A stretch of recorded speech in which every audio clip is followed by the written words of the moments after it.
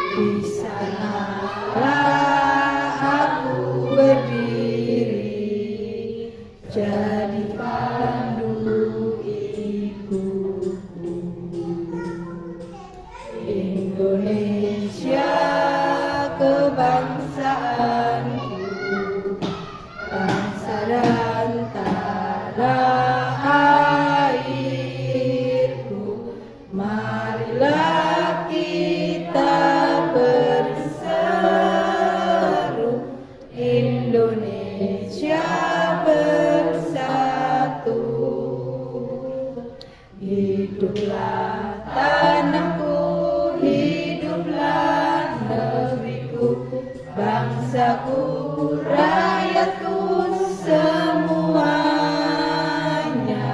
Bangunlah jiwanya, bangunlah badannya untuk Indonesia Raya. Indonesia Raya, merdeka, merdeka, tanahku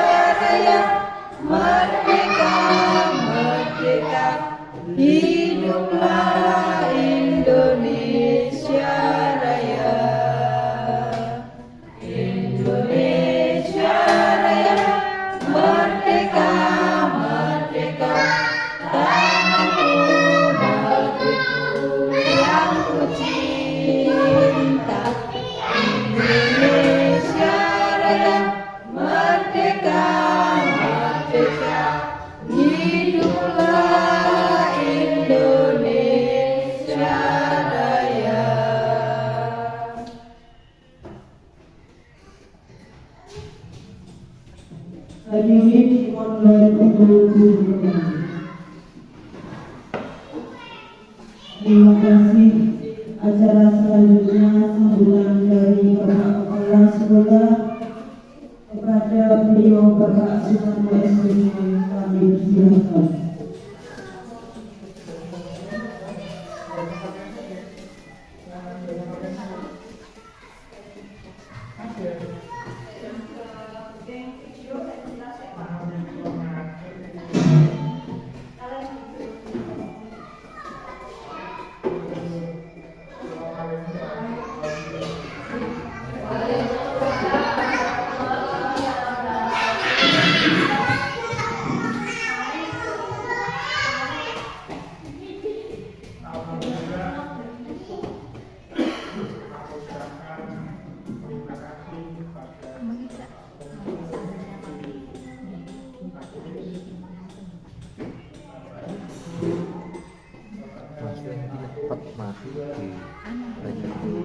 Yang mendukung bulan nyantun menjadi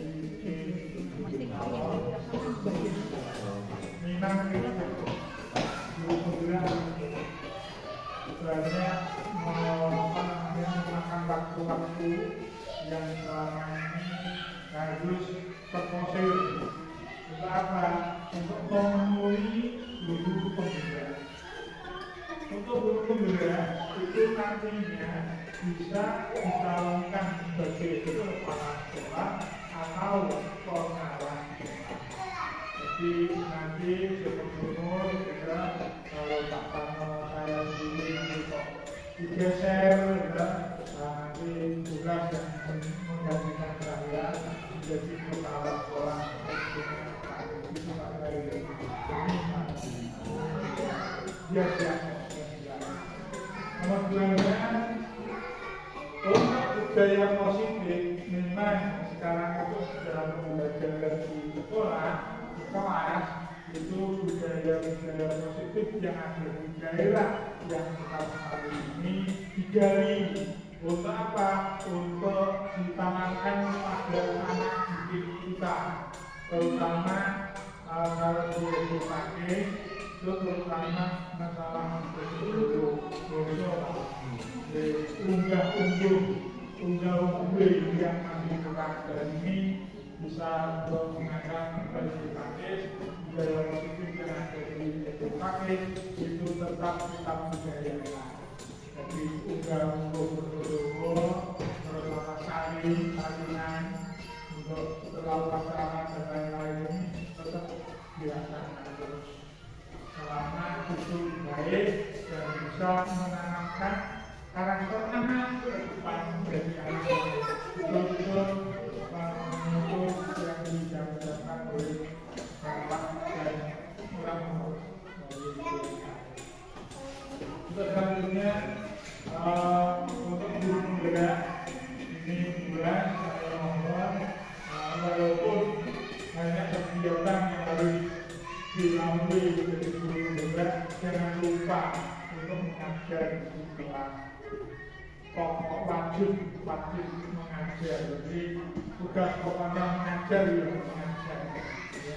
Semua yang tapi ada mengajar itu bukan pas untuk depan untuk depan lalu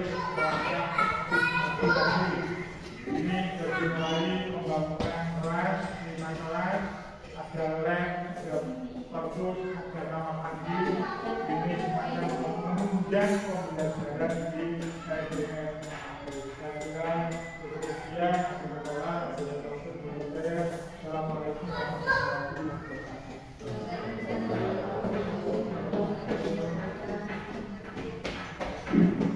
Terima kasih sambutan dari Bapak Kepala Sekolah. Selanjutnya yaitu materi atau inti yang akan disampaikan oleh Kanjeng Ibu Lasmina SPG. Kepada Ibu Lasmina SPG kami persilakan.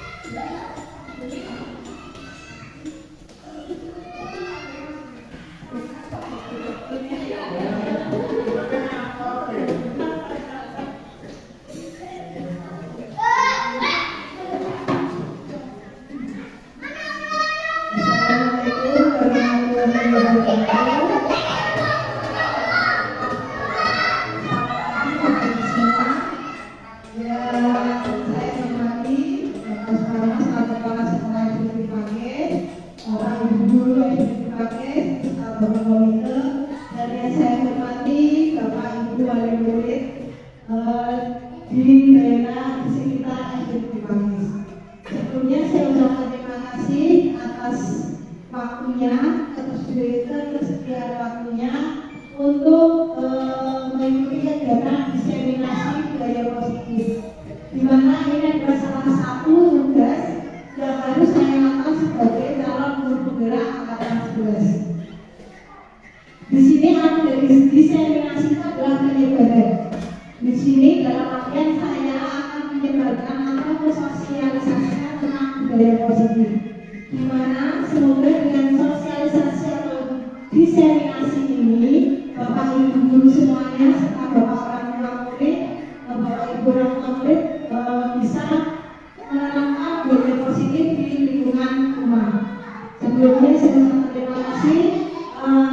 Saya mulai aksi nyata diseminasi budaya positif modul 1.4. Sebelumnya salam bergerak. Jawabannya salam bergerak. Salam bergerak. Terima kasih. Next. Nah, sebelum kita masuk dalam materi, izinnya saya meminta sebentar. Saya hanya meminta untuk Bapak Ibu guru untuk tersenyum selama 10 detik. Monggo tersenyum, silakan dari sekarang. Oke, saya kira 1, 2, 3 sudah sampai ya.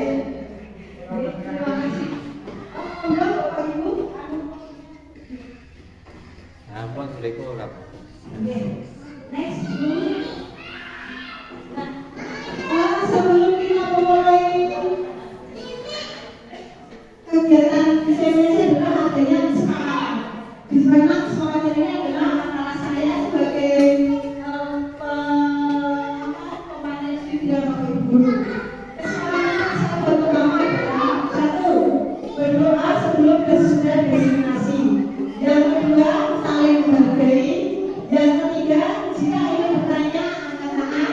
Dan yang keempat, santai tapi serius. Sepakat Bapak Ibu guru?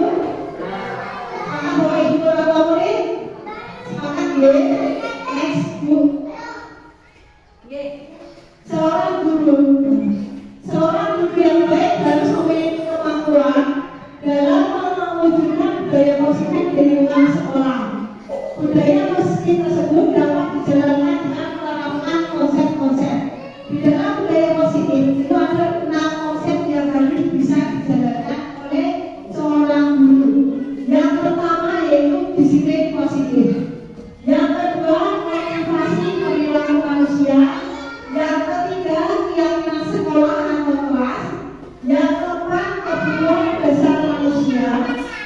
Yang kelima, posisi kota restitusi. Dan yang keenam, segitiga restitusi. Mungkin Bapak Ibu semuanya berpikir apa segitiga. Yang pasti yang sedikit dipahami tentang disiplin positif. Nanti akan saya bahas tentang 6 poin dunia. Next. Disiplin positif. Disiplin positif merupakan suatu cara menerapkan disiplin yang mengajarkan anak bertanggung jawab dan menemukan kesadaran diri berdasarkan nilai-nilai kebajikan. Di sini yang dimaksud nilai kebajikan itu adalah contoh saling menghormati, saling menghargai, hormat, tidak bertengkar sesama teman, sopan santun itu adalah salah satu contoh nilai-nilai kebajikan. Bisa dipahami Bapak Ibu guru? Tujuan dari disiplin positif adalah menanamkan motivasi agar murid-murid kita motivasi instinktif atau motivasi dalam diri untuk menjadi orang yang mereka inginkan dan menghargai diri sendiri dengan nilai-nilai yang mereka percaya. Semisal begini, saya adalah anak yang sopan, saya adalah anak yang baik. Berarti dia mengakui bahwa dirinya itu anak yang baik. Dan itu salah satu contoh yang harus diterapkan Bapak Ibu orang tua, Bapak Ibu guru kepada anak-anaknya. Bisa dibagi Bapak Ibu. Jadi tanamkan anak-anak. Oh, ini kok ngeyel kok? Saya tidak boleh. Tidak boleh. Karena itu akan terkonesi bahwa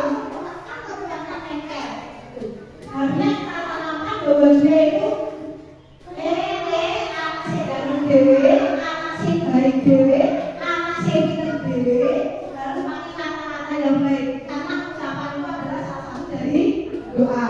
Seperti itu ya. Ketika murid-murid kita memiliki motivasi tersebut, mereka mulai memiliki motivasi intrinsik atau motivasi dalam diri yang berdampak jangka panjang.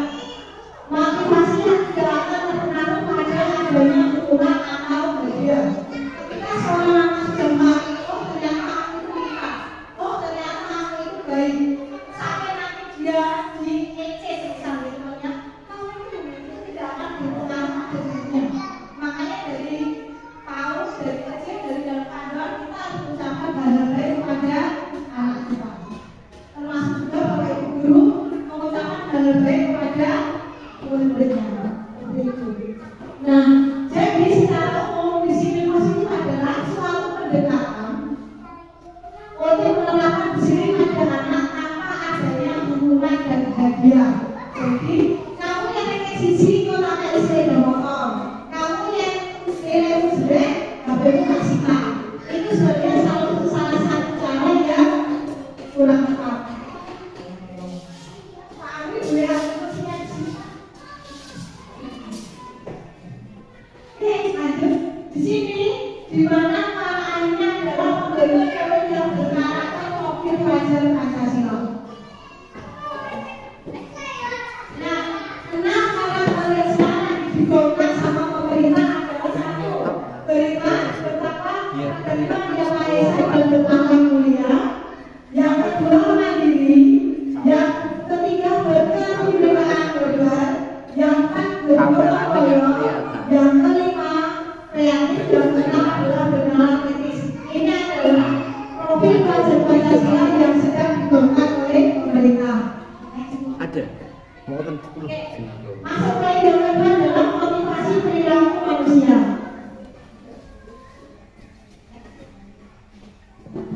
Dia terbaca dalam bukunya Struktur Disiplin mengatakan adalah ada 3 motivasi perilaku manusia. Yang pertama, untuk menghindari tidak nyaman atau bingung. Anak-anak termasuk ya. Kalau kita melakukan sesuatu kita ada 3 masa biasanya. Yang pertama, atau untuk menghindari tidak nyaman atau bingung. Yang kedua, untuk mendapatkan imbalan atau penghargaan dari orang lain. Yang ketiga, untuk menjadi orang yang mereka inginkan dan menghargai diri sendiri dengan nilai-nilai yang mereka percaya. Dan jadi, 3 motivasinya ada yang pertama, aku dikasih rumah. Yang kedua, untuk mendapatkan sesuatu, aku tak kasih dengan dapat dia. Atau yang ketiga, memang ada unsur dari dalam diri mereka masing-masing. Itu 3 motivasi perilaku manusia. Yang ketiga adalah keyakinan sekolah atau keyakinan kelas. Nah, keyakinan kelas adalah nilai-nilai kebajikan yang diyakini oleh kelas untuk menumbuhkan motivasi intrinsik dan budaya positif di kelas. Atau bisa juga diartikan serangkaian nilai dan keyakinan bersama yang dibangun oleh seluruh anggota kelas yang menjadi landasan dalam berinteraksi dan belajar. Keyakinan kelas ini menciptakan lingkungan yang aman, saling menghormati, dan mendukung proses pembelajaran yang efektif, di mana setiap individu merasa dihargai dan memiliki kesempatan untuk berkembang. Ini salah satu kemarin kegiatan ketika saya melakukan pembuatan keyakinan kelas di kelas. Di sini saya minta anak-anak, saya kasih gambaran kelas. Saya minta anak-anak menuliskan apa yang mereka inginkan di kelas. Semisal mereka sama temannya punya seperti apa.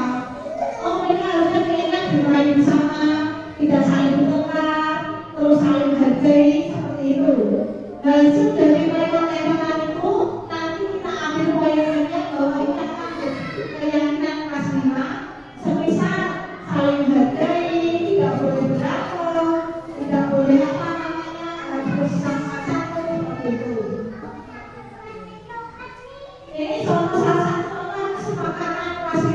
SD dipakai karena saya mengambil kelas 5 kelas yang saya ambil.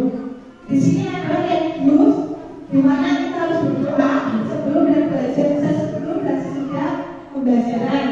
Disiplin, jujur, tanggung jawab, saling menghargai, dan menjaga kebersihan kelas. Jadi salah satu penyambutan kelasnya yaitu saling menghargai, tidak bertengkar sama teman, dan sebagainya. Masuk yang keempat yaitu kebutuhan dasar manusia. Ketika seorang murid melakukan suatu perbuatan yang bertentangan dengan nilai-nilai kebajikan atau melanggar peraturan, hal itu sebenarnya dikatakan mereka gagal memenuhi kebutuhan dasar manusia. Yang perlu dipahami, 5 kebutuhan dasar manusia adalah 1. Bertahan hidup, 2.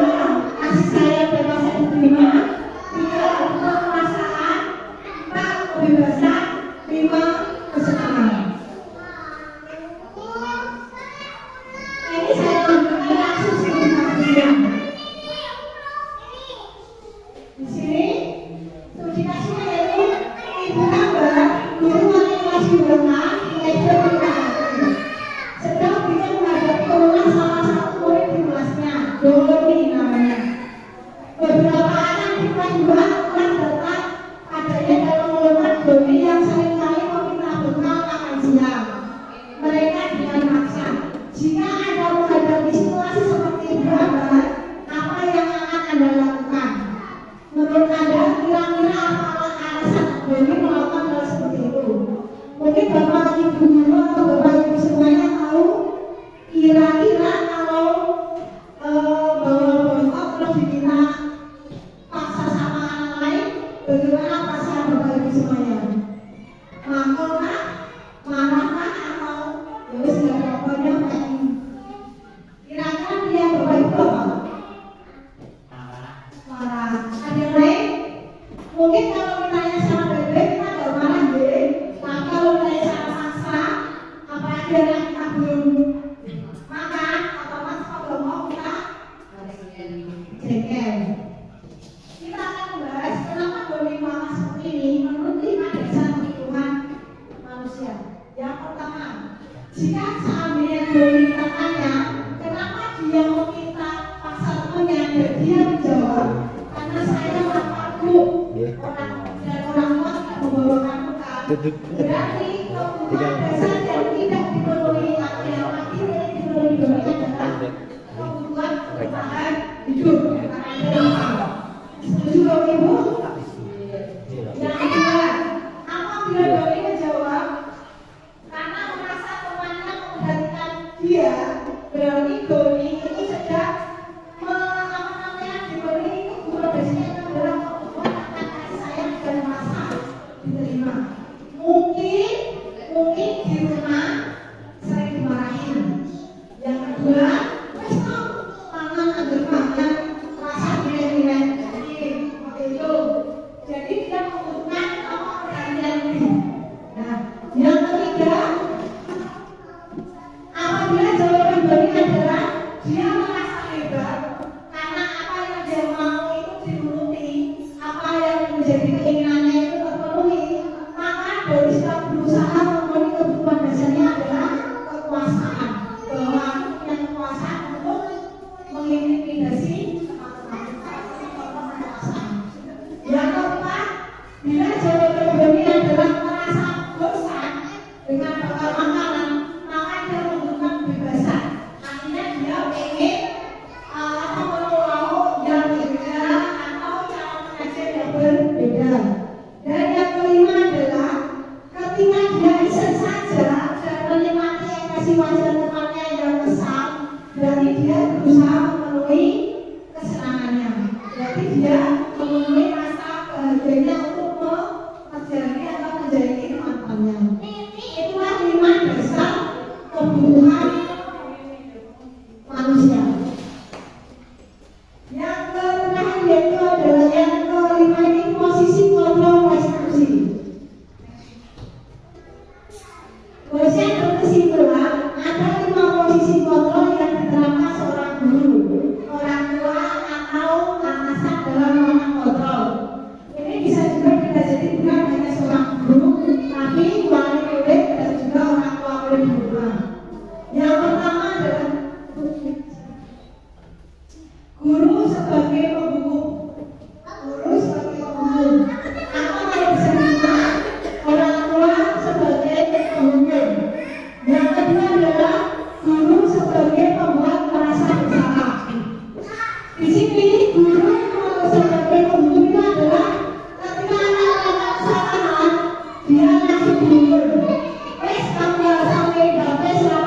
Hari wes mau belajar saya ngomong itu salah satu sebagai umur.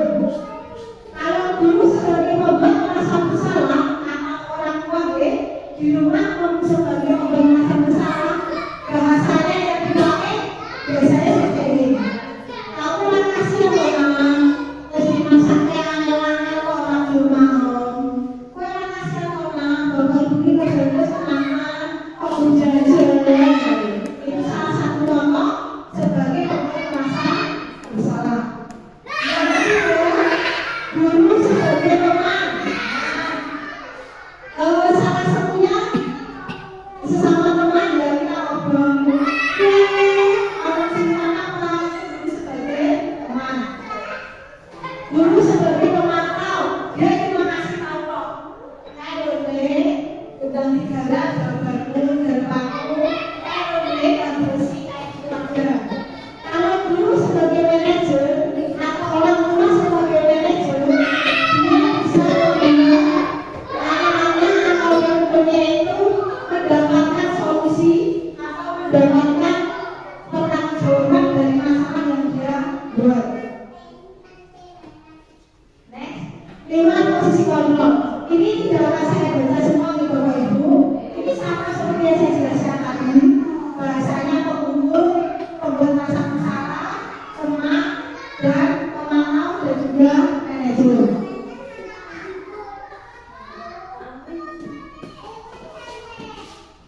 Next, di antara kelima posisi kontrol tersebut, sebaiknya seorang guru menggunakan posisi kontrol sebagai manajer. Ini bukan hanya guru saja, kita belajar juga sebagai orang tua. Kita harus bisa memposisikan diri kita sebagai manajer. Sebagai manajer, guru dapat berbuat sesuatu bersama murid, mempersilahkan murid bertanggung jawab, dan mendukung murid agar dapat menemukan solusi. Jadi ketika seorang anak atau seorang murid melakukan kesalahan, kita ajak, kita panggil, kita meminta murid, dan kita mendukung murid untuk menemukan solusi dari permasalahan yang telah dia buat.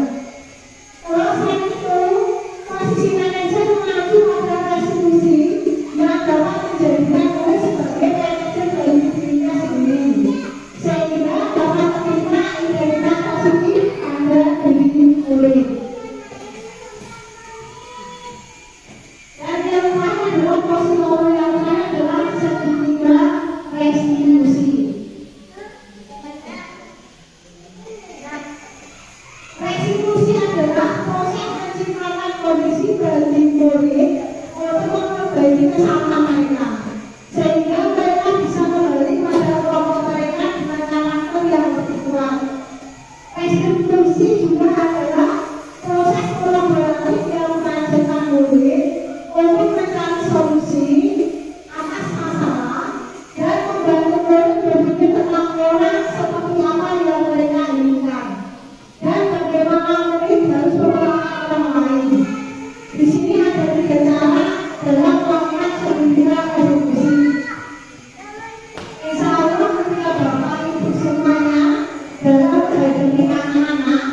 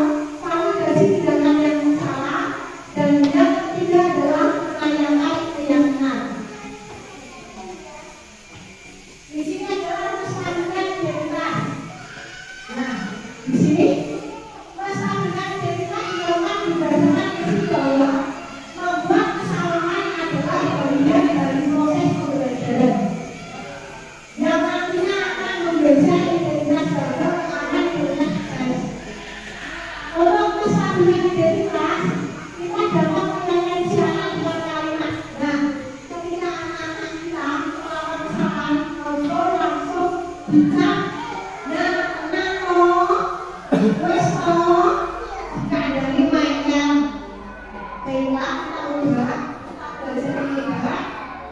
berbahasa itu hal yang manusiawi kok Lele.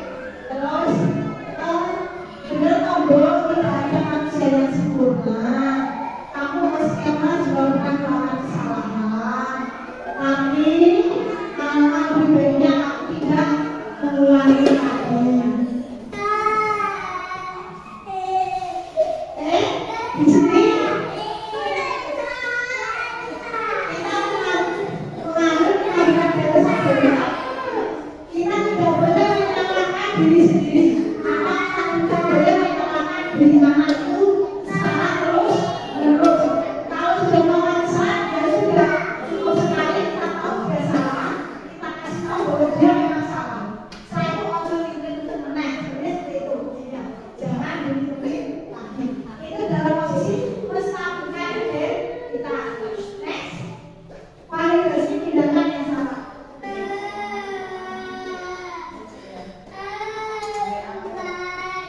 Validasi tindakan yang salah.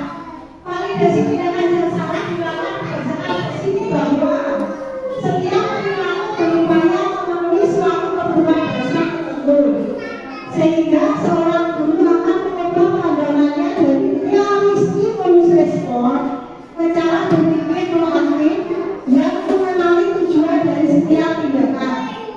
Kalimat-kalimat ini mungkin terdengar asing ya buat kita yang baru belajar, tapi kita bisa melestarikan identitas tadi dengan menghakimi anak kita. Misal, padahal kamu sama hal yang lebih baik dari dia, padahal kamu bisa lebih mainnya nggak usah lompat-lompat kayak gitu. Padahal kamu bisa berpikir yang lebih baik lagi. Jadi kita memvalidasi bahwa tindakan saya tadi itu salah, terus diganti dengan kata-kata yang lebih bijak. Next. Dan yang ketiga yaitu menanyakan keyakinan. Menanyakan keyakinan kita tadi yang seperti yang kita bahas pertama, saling menghormati, sopan santun kepada orang tua, terus apa namanya, saling menghargai. Salah satu keyakinan yang tidak kita pakai di kelas. Ini bisa juga pakai di kelas ataupun di rumah. Yang pertama menyatakan bahwa kita pada dasarnya termotivasi secara internal ketika identitas sukses telah tercapai dan tingkah laku yang siap telah divalidasi. Maka anak akan siap menghubungkan dengan nilai-nilai yang dia percaya dan berpindah menjadi orang yang dia inginkan. Pertanyaan-pertanyaan di bawah ini menghubungkan keyakinan anak dengan keyakinan kelas atau keluarga. Kita bisa tanya ketika di kelas, apa nilai-nilai yang telah kita yakini sekolah kita? Apa nilai-nilai keyakinan yang telah kita sepakati? Kalau kita mempraktekkan di rumah, kita bisa pakai keyakinan apa yang telah kita pakai di rumah. Seperti itu. Jadi ketika menghadapi anak-anak yang bermasalah, kita tidak langsung menghakimi, tapi kita menstabilkan identitas anak tersebut bahwa anak itu tahu kalau dia salah. Yang kedua, memvalidasi tindakan yang salah dengan tidak menghakimi tadi. Dan yang ketiga, menanyakan keyakinan berlebihan tadi. Bila apa yang dilakukan tadi sudah sesuai dengan keyakinan hatinya. Seperti itu. Jadi kita belajar tidak langsung menghakimi atau membela anak kita ketika melakukan kesalahan.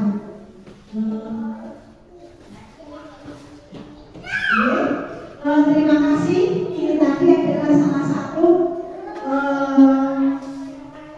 presentasi yang saya lakukan terkait tentang budaya positif. Mungkin Bapak Ibu semuanya ada yang mau menanggapi atau bertanya, atau mungkin Bapak Kepala Sekolah mau menanggapi presentasi dari saya silakan.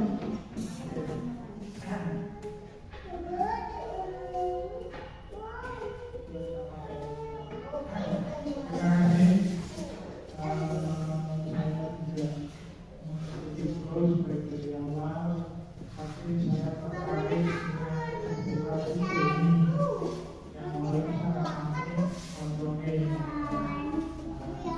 ini kita disenangkan hidup kebersamaan dari kalau sejauh anak itu anaknya orang yang tidak mampu, kadang-kadang ada anak yang tidak diberi selamat kehidupan, bisa moni sama hilang, dia ada program apa dengan berkat yang makanya orang merasa kadang dia proyek itu kalau kita tahu dalam dulu kita harus selalu memanusiakan manusia.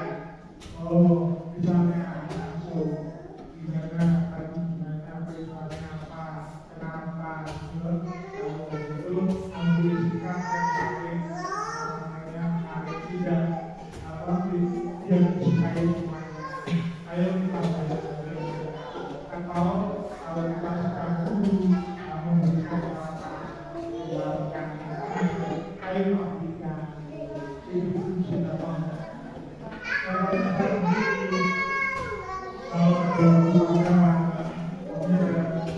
dia satu kaos kaki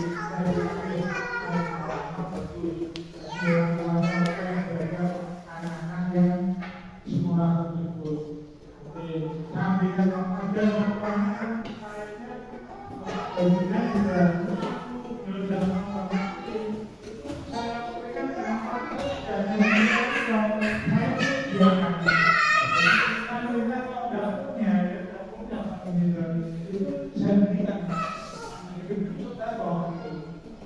biasa itu dimanapun sekolah yang terlatih bila ada anak yang kurang mampu dan ini juga kita itu menggaji ya memberi dari kepentingan anak itu harus ini kejelas betul kita harus kita sikapi.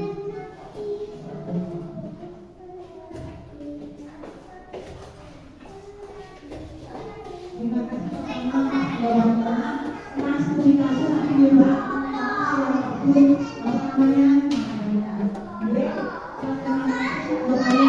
Mungkin dari Bapak Robinda mau menanggapi. Mungkin dari Bapak Ibu ada yang tanyakan, Bu Eni atau Bunda?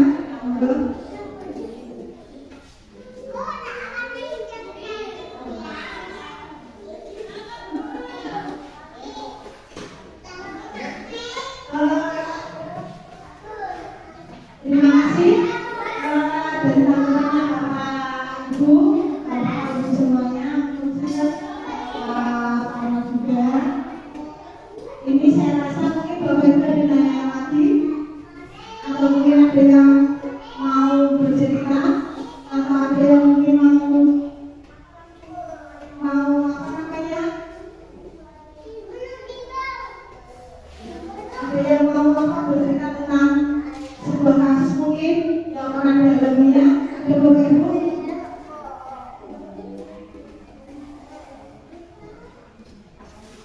Dan Bapak Bu, oke. Sebelum waktunya selesai, ada sedikit ice cream sedikit ya Bu. Mungkin kalau ada yang lupa tidak usah itu beri tidak apa-apa nggih. Untuk Bapak Ibu, Ibu semuanya boleh katanya berdiri sebentar. Pasangan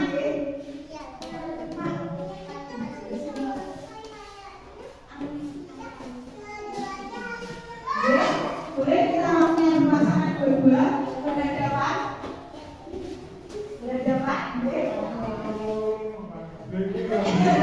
tidak apa-apa Mas ini kita ekspresi sebentar.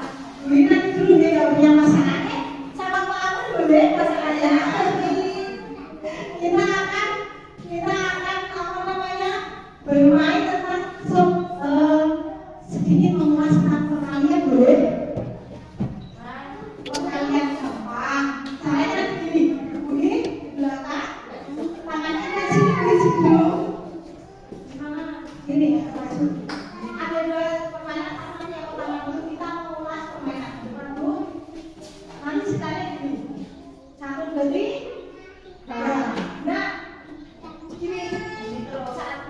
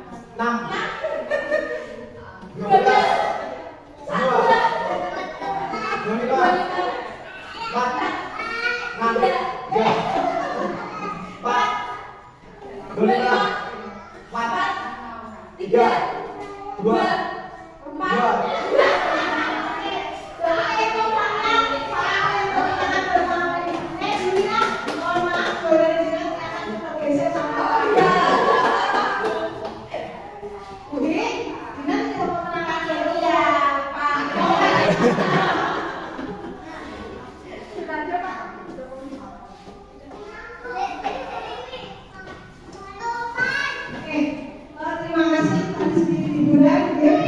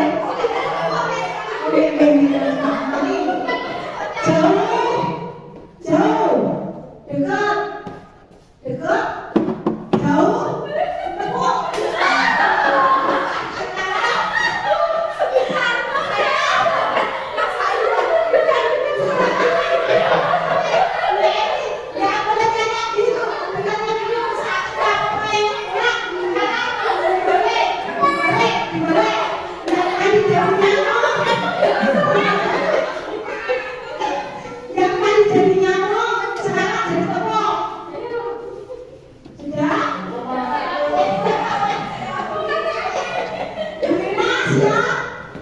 Ayo. Jauh, jauh. Dekat, dekat.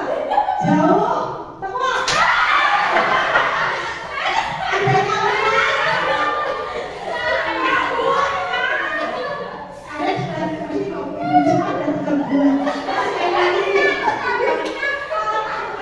Lina, bisa pakai nyamuk. Nggak bisa. Nggak mau lagi. Terus siapa yang oke ya, sekali lagi.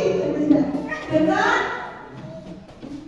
Jauh, jauh, jauh. Dekat, dekat, jauh. Tengok.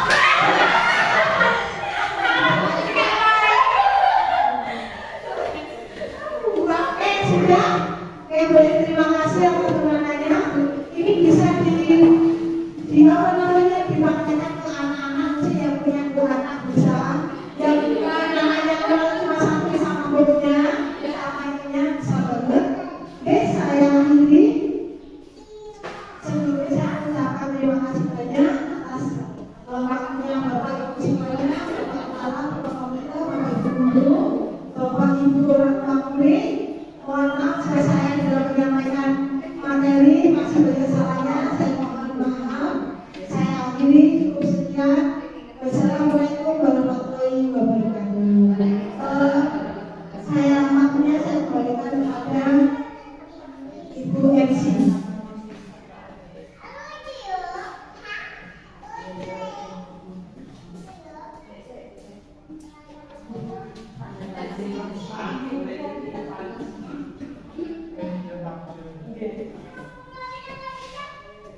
Terima kasih materi dari Ibu Lasmiagun. Semoga bermanfaat bagi kita semua. Amin. Cukup sekian dari saya. Apabila ada kata-kata yang kurang berkenan di hati panjenengan semua, saya minta maaf yang sebesar-besarnya. Sebelum kami tutup, kita tutup dulu dengan bacaan hamdalah. Alhamdulillahirrahmanirrahim. Terima kasih Bapak Ibu semuanya. Selamat tidur, selamat istirahat. Assalamualaikum warahmatullahi wabarakatuh.